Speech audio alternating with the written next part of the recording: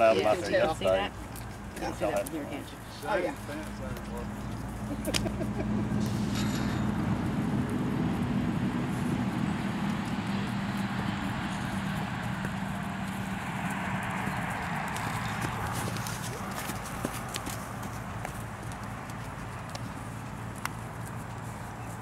You guys see that right front slow coming up? Doesn't come up as far. So he's using his head and his neck and every bit of his front end to kind of pick that right front up and move it forward for him, so he doesn't have to do it. That block takes about 10 or 12 minutes, but he's had that time, so. Yeah. It's like 2:30. Go ahead.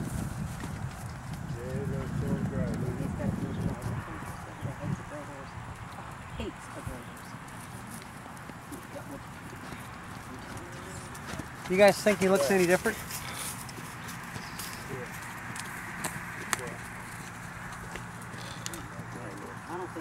He's always better in this direction, I think. Yeah, he is. You know, when you block a horse, it takes him about a lap and a half to kind of Before they realize yeah, to realize what's going on. So I usually throw that first bit out. But yeah, he was better going in this direction, but it was still quite obvious before. Right.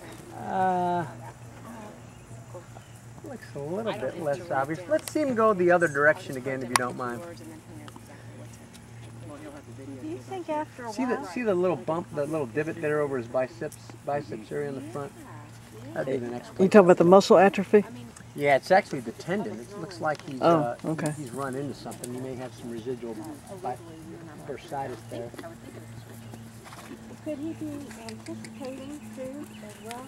You know, I have to say, in doing this 20-something years, I just don't think horses think about it that much. I've had horses that were crippled lame for 30 years, and you block them in 5 seconds they're walking sound. They forget it awfully quick.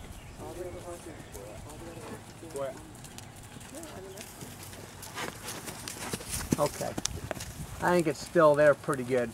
The next thing I would do would probably be to ultrasound the right bicipital tendon in bursa. All right, where is that? I'll show you exactly. I can tell you ultrasounding his tendons or you know, anything like that would be a waste of time. You can tell just based on the way he's limping. Right here. Okay. I don't know if you guys can see this little defect there. Yeah. This is probably an injury just because he's got a similar one on the other side where he may have run into something and had some issue there. Like a gate. The muscle and the tendon is contracted with scar tissue. The bursa lays right underneath there. So the next thing I would do would be to ultrasound that. If I saw a lesion, actually treat that bursa. This is a great lane. What if it's just scar tissue from, you know, the injury? Oh, okay. Yeah, put a little medication in the bursa. A steroid type of? Yeah, a weak steroid and a high viscosity hyaluron-amp. Normalize the environment and just quiet that down. We just did this to a horse a couple of days ago. What if it's just scar tissue from the injury? Well, what happens is when they get an injury in a muscle or a tendon, the scar tissue forms in that injured tissue, and as it organizes and matures, it shrinks, contracts, and that's why we get the defect there. So that defect tells us that he's had an injury there. Now, we don't know any history on this horse, but this thing doesn't look new, so it may be that he had an injury there and it's something recently flared up, or it may be that this has been something that's been nagging at the horse for a while.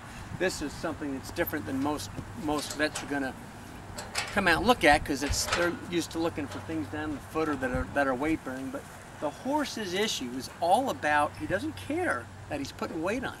It's all about, how do I get it from here up there? And that's where the whole front end drags. Just whatever he can do to flip that leg up, because he's having an issue up here. And so this is a perfect, beautiful example of a non-weight bearing thoracic ulna, really better than anything we have to do with tapeworm. I have a question.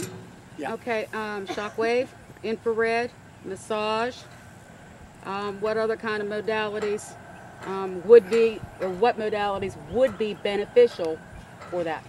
Well, this is going to be a subjective answer because everybody has their own opinion, but I've had I've had 3 infrared laser machines, 2 therapeutic ultrasound machines, implemented acupuncture, massage, light therapy, shockwave therapy, and I would say out of all of those, shockwave. I gave away my machines. Shockwave would definitely be beneficial. That modality for me has really been very, very beneficial. Okay. This is one of these issues that it's kind of like a tennis player that gets tennis elbow, which is a bursitis, tendonitis. Sometimes once this is here, it just kind of lingers, and you have to treat it to get that inflammation out. 75% of the time we treat these, it's a one-time deal and that's it. It doesn't come back. It's just one of those things, once it's there, it's there. So let's get the history on this horse. Do you know the history? Bonnie. He's